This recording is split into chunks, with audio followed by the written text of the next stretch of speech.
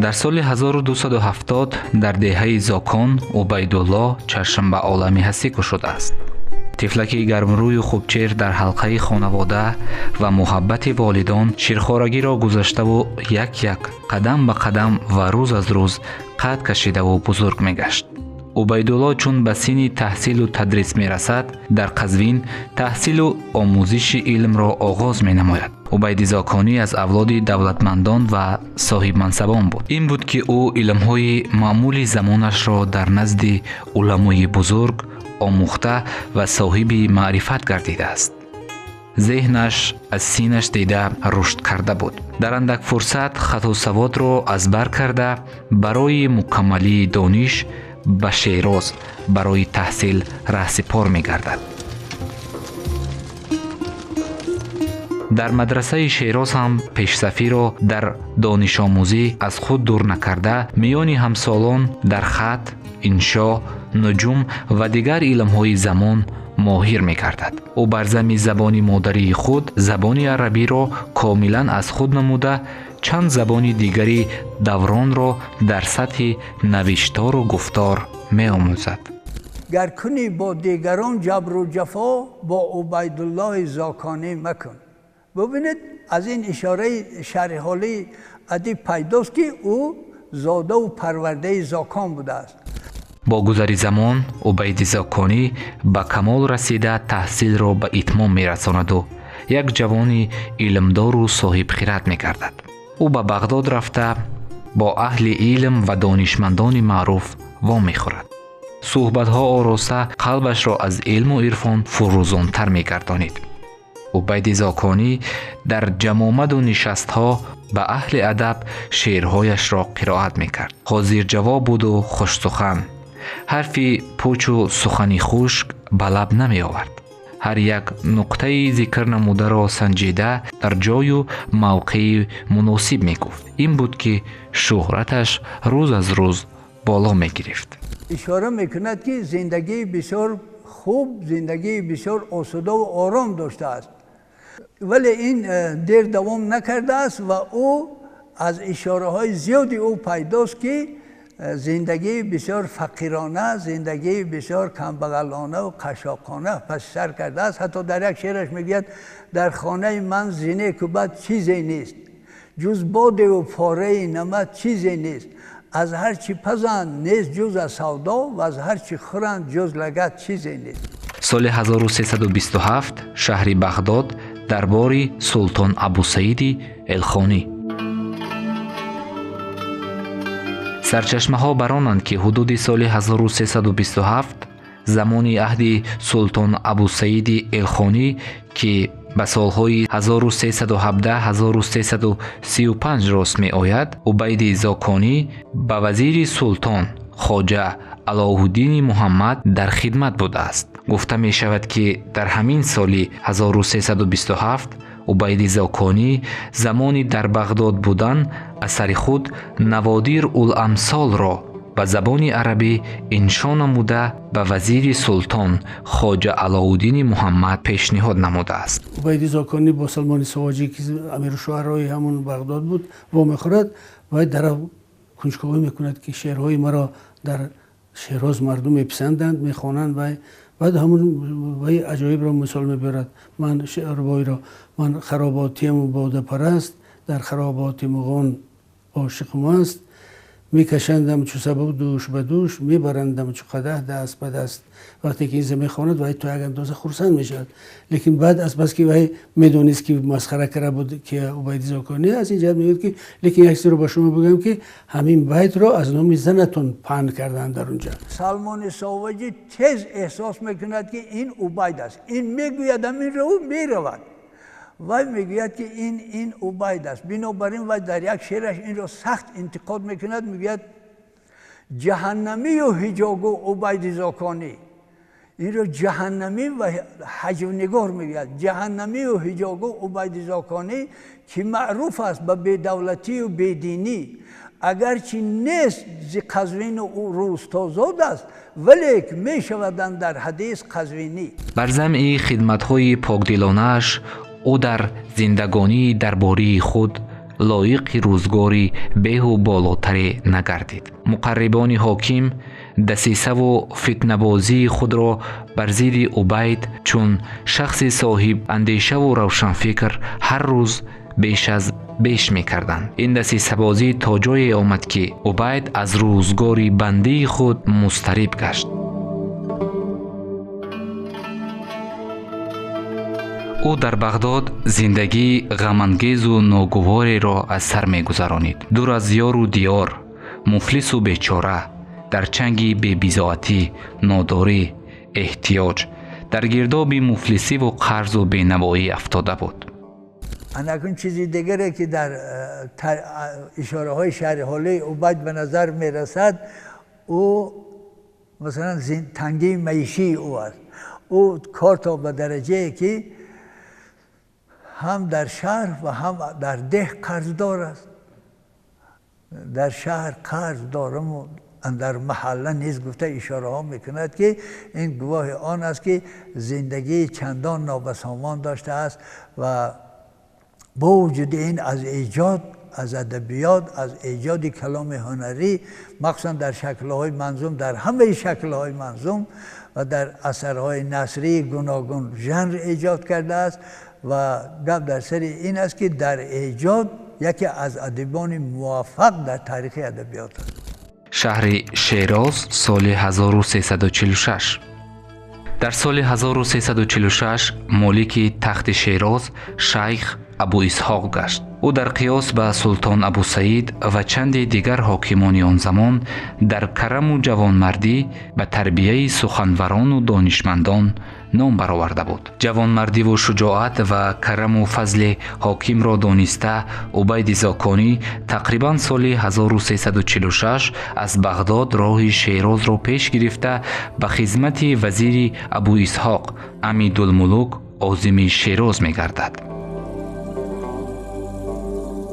زمانی در دربار بودن زاکانی در سال 1350 مثنوی اشاقنامه را برای ابو اسحاق می نویسد. همچنین در اشعار خویش لطف و فضل، نکورفتاری و احترام امیر و وزیر را به نیکی یاد می کند. شما تصور کنید که عبید زاکانی در تاریخ ادبیات اون مقام را دارد که بعد از سعدی دومین شخص است که در نظم و نثر فارس ساجک یک کل مقام دارد. ما میدانیم که تو سعدی ادیب پیدا نمی شود که در نظم و نثر یک کل موقع داشته باشد. بنابراین همین گونه موقع را در نیمه اول عصر 14 مثلا عبید زاکانی داشت.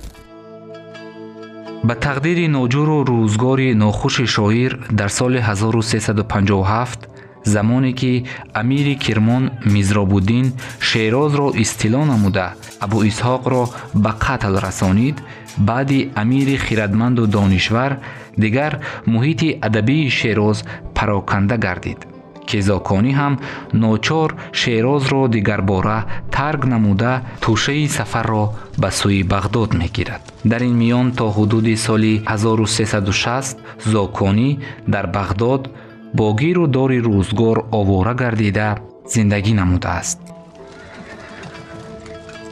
میانی سال 1360 بعد سرکوبی امیر میزراب‌الدین در شیراز از جانب شاه شجاع، شاعر دوباره به شیراز و سپس با همراه شاه شجاع به کرمان رفته است. گفته می شود که هنگامی از بغداد به شیراز و از شیراز به کرمان رهسپار گشتنش سینش تقریباً از 96 بالا بود، ولی حتی در این کهنسالگی در سفرهای پادشاهان و حاکمان آنها را همراهی می کرد. در بزم و رزم‌ها شرکت می‌ورزید. بزلگو و هزلکش بود و به خطاطی نیز مشغول بود.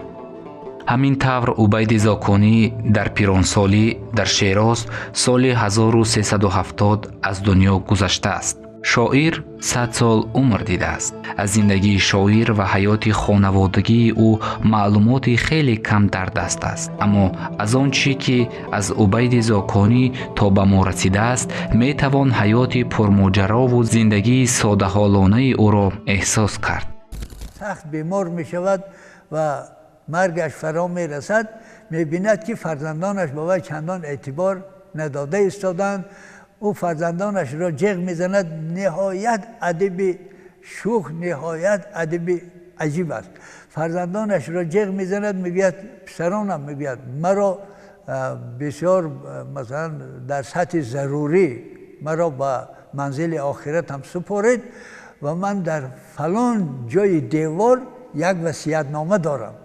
وصیت‌نامه مرا گیرید، در اونجا من چی دارم، در کجا است چیزهای من چی دارم، اونجا همش هست، گیرید و تقسیم کنید. ثانی بچه ها این را شنیده با تمام مثلا جدیت پدر را مثلا آبرو وی کرده به منزل آخرتش گسیل میکنند، میسپارند به منزل آخرتش و آمده آن جای وصیت کرده پدر را میکنند، یک کاغذ پاره مییابند. وقتی کاغذ پاره کشاده میبینند در آنجا یک بیت است، دیگر چیزی نیست.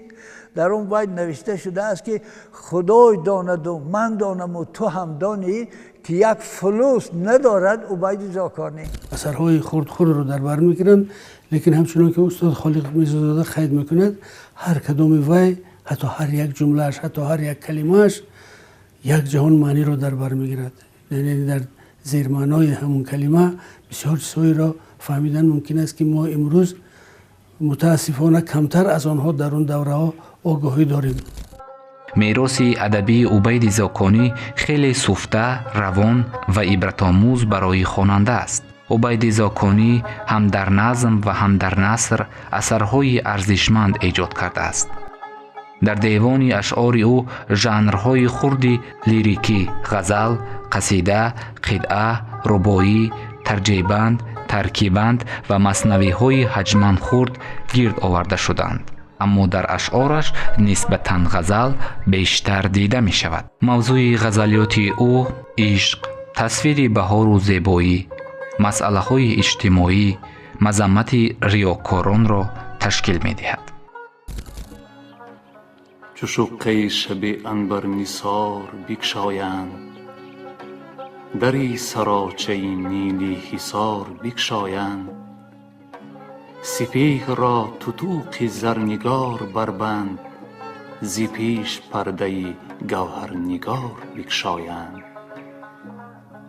به زخم تیغ مقیمان خطه خاور، ولایت از سپه زنگ و بار بگشایند.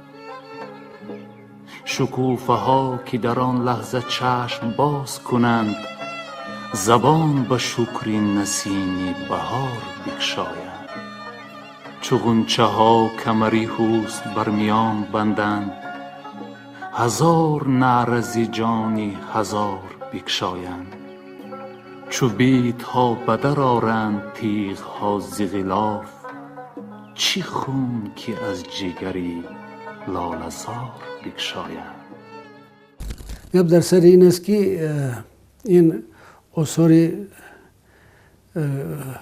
عبید زاکانی که ما گفتیم از 10 اثر عبادت است، انا بغیر از این یک مقدار شعر دارد، قصاید بینهایت غرا دارد، غزلیات بسیار شیرین دارد، رباعیات و قطعه ها دارد و وقتی که غزلیات وی میخوانید در حیرت میمونید.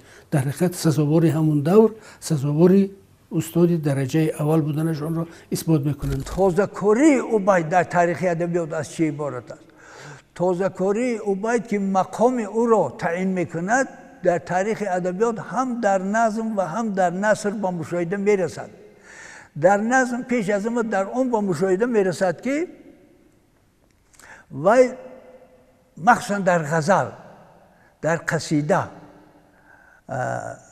خیلی دستی قوی دارد. مثلا او در غزل اساساً به سعدی پیروی کرده است.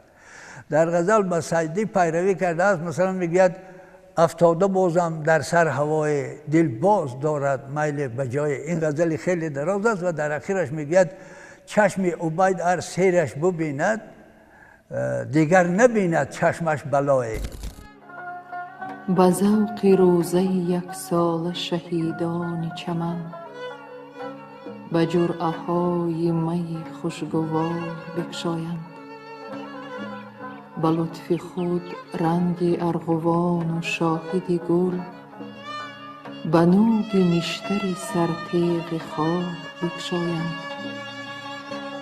میان باغ خجالت کشند لاله و گل، اگر نقاب ز رخسار یار بگشایند. هوای باغ و شمیم گل و نسیم بهار، گره ز طبع من دلفگار بگشایند.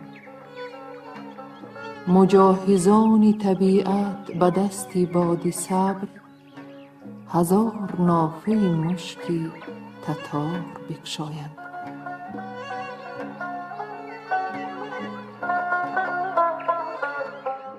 در غزل و گویا قصیده و داستان‌های مختلفی که دارد با کمال جدیت، با کمال استفاده از تمام دستاوردهای ادبیات مردم فارسی زبان هنرنمایی می‌کند و همین قصه خداوند را مهمانی کردن سنگتراش یکی از اوناست.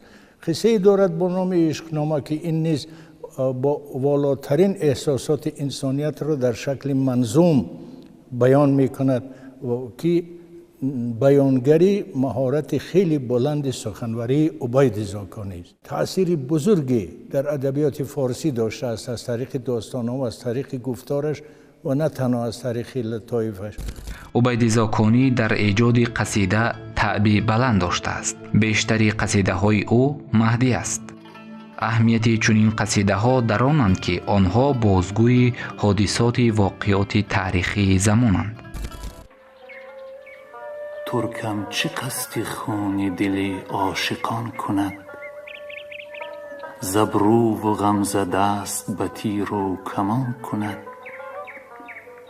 آرام جان به نرگس ساحر زما برد، تاراج دل طره عنبرفشان کند. چون با کمر براز درآید میان او، جاسوس وار باز سر در میان کند.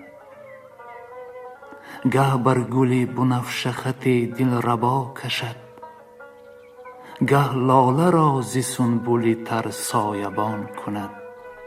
سرمست اگر به باغ رود عکس عارضش، خون در کنار تازه گل و ارغوان کند.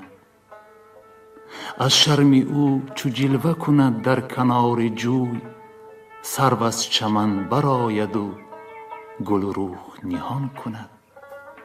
سوسن چو بگذرد متمایل به صد زبان، افسوس بر شمایلی سروی روان کند. یکی از میراث ادبی شاعر این رساله دلکشا است. رساله دلکشا از اثرهای نثری عبید زاکانی است. آن به دو زبان تاجیکی و عربی نوشته شده است. سال تألیفش معلوم نیست. این رساله از حکایه های خرد خرد عبارت بوده، لطیفه های خلقی را به یاد می آورد. رساله دلکشای عبید زاکانی که نمونه ندارد، نهایت اثر عالی هنری است. این اثر به دو زبان است، هم به عربی هم زبان عربی کم. می توان گفت که این عبید زاکانی در طنزی که استفاده می کند، در هزل مطایبه که استفاده می کند، سعی می کند که تمام نواقص دوران خود را انعکاس کند، از طریق ریشخند، از طریق زهرخنده و از طریق هزل خیلی نازک سعی کند که تا حدی از این جنبه های منفی جامعه بکاهد. طلحک را با مهمی پیش خوارزمشاه فرستادند. مدت آنجا بماند، مگر خوارزمشاه رعایت چنان که او میخواست نمی کرد. روز پیش خوارزمشاه حکایت مرغان و خاصیت هر یکی می گفتند. طلحک گفت: هیچ مرغ از لک لک زیرکتر نیست. گفتند: از چی دانی؟ گفت: از بهر آن که هرگز به خوارزم نمی آید. طفیلی را پرسیدند که اشتها داری؟ گفت: منی بیچاره در جهان همین متا دارم. حکیم می گفته که هوشیار در میان مستان مانند زنده در میان مردگان است. از نقلشان میخورد و به عقولشان میخندد. یکی از دیگری پرسید که قلیه را به قاف کنند یا به غین؟ گفت قلیه نه به قاف کنند و نه به غین، قلیه به گوشت کنند. بسیار وقت قزوینی گفته گپ میزند. خودش قزوینی بود. این عجایبی کار بینید که وای قزوینی ها مذمت نمی کند.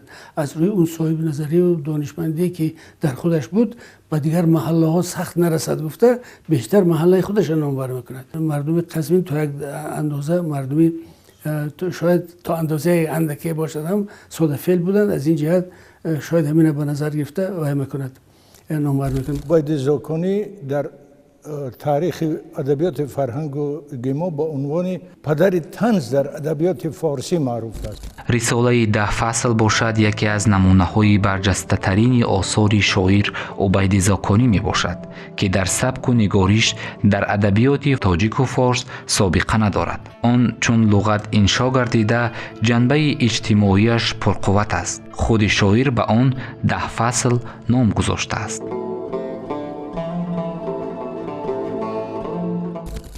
تازه‌کاری عبید، کشفیات عبید در تالیف این اثر از آن عبارت است که او کلام هنری منصور را، اثر منصور را در شکل لغات تفسیری آفرید و چنان آفرید که پسند همگان گردید و این هنر او تا عبید و بعد از عبید و معاصرانش به کسی میسر نگردیده است. عجایب کار در آن است که قسمت اول کلمه که شرشونده است، کلمه شرشونده به معنی اصلی خودش آورده می شود. مثلا دنیا آنچه که در مثلا آثار مثلا تالیفی به قید آمده است، یعنی واقعیت مسئله است، ولی شرح آن را، توضیح آن را کاملا دیگر از روی صرف از روی جهانبینی خودش معنی داد میکند. مثلا میگوید دنیا جایی که در آن هیچ آفریده آسایش نبیند. وقتی که درباره قاضی گپ میزند یا درباره میگوید این جاهل است یا که در جای دیگر مجازاً و استفاده میبرد و میگوید که مثلا من همین آدم شخصی است که مثلا از روی منفعت خودش، از روی کار خودش و بیهوده کاری مشغول است و مردم را فریب میدهد. یا میگوید چشم قاضی، ظرفی که با یگان چیز پر نشود. البته این گونه ظرف در زندگی نیست، ولی این نظری به واسطه خود عبید است که هدفش از این رشوه‌خواری مثلا همون صاحب منصب است. و میگه که در مورد اتراکی که از صحرای قیپچاق حمله ور شدند، سراسر خراسان و سرزمین ایران و ماوراءالنهر را غصب کردند، درباره آنها میگه که الاتراک یعنی یعجوج و معجوج. استفاده از لغت ها تمام قشرهای جامعه زمانش را از طریق افراد گویا که تحلیل میکند و خصلت های آنها را بیان میکند و با کمال شجاعت که این در ادبیات ما میشد گفت که در ادبیات جهان حتی در اون دوران در نظر داشت خشونتی که بعد از حمله اتراک از صحرای قیپچاق در این سرزمین حکم فرما بود، چنین شجاعت گویا که یک چیز نادری محسوب می شود.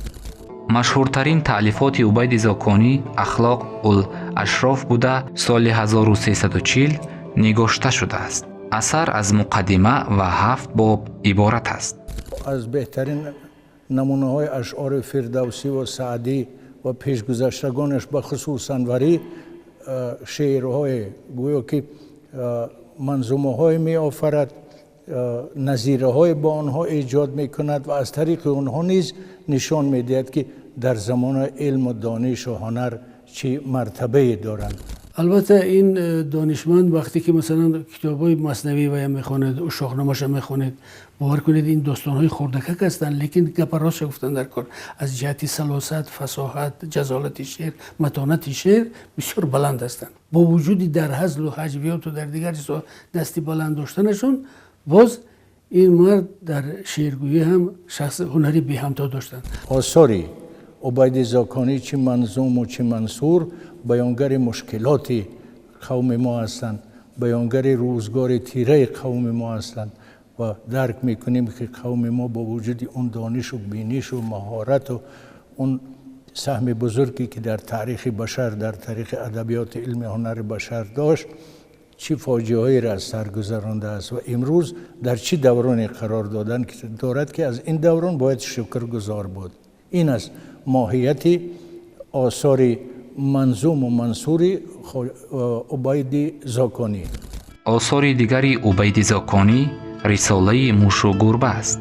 آن در ایجادیات عبید زاکانی موقع خاص دارد. آن اثر است که هم از جهت شکل و هم از لحاظ مضمون و سبک نوآورانه می باشد. باید گفت که در ادبیات تا عبید زاکانی کسی قصه را در قالب قصیده نریخته بود. فقط او این گونه زیبا و روان قصه را در شکل قصیده سروده است. آن همگی از 94 بیت عبارت بوده در قالب مثنوی ایجاد گردیده است. مضمون رساله اصلا در شکل هزل و مطایبه آورده شده است و قهرمان‌های اثر تقریباً اشخاص ریالی می باشند. بگه ای خیرتمند عاقل و دانا، قصه موش و گربه برخوانا.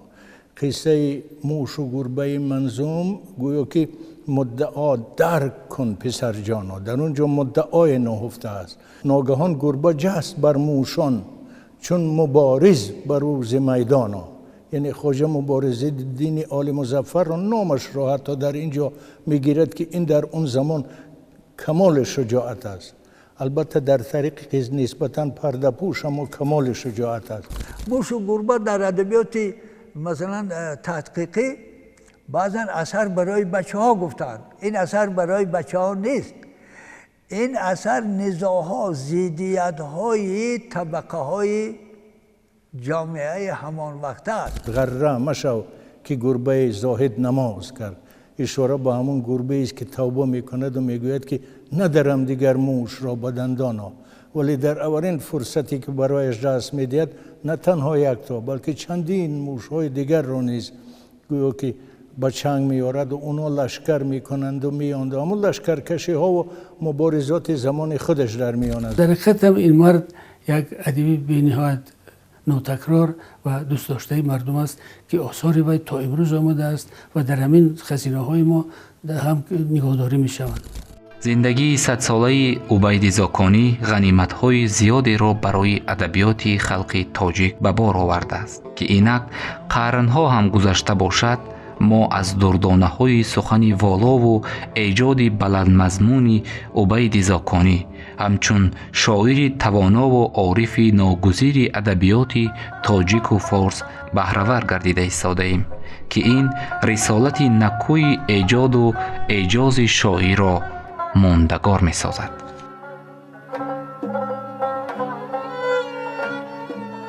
سپیددم علمی صبح چون روان کردن، زی مهر بر سری آفاق زرفشان کردن.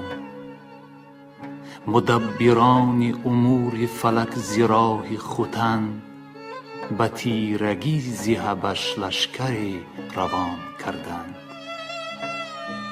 به صد لباس برآمد سپیری بوقلمون، چون صبح را تتوق از ساده پرنیان کردند. چو چتری خسروی خاور خرام پیدا شد، سپاهی شب بونه در کوه ها نهان کردند. خروسی صبح چو زد بال آتشین به چرخ، غراب را به شب آواز ز آشیان کردند. زی آسمان چو نشان شفق پدید آمد، کناری کوه پر از تازه ارغوان کردند. مسافران سماوی به خطه مغرب، هزیمت از طرفی راهی کهکشان کردند. زی رنگ آینه صبح زان نفس شد پاک، که تیغ مهر زراندود زرفشان کردند.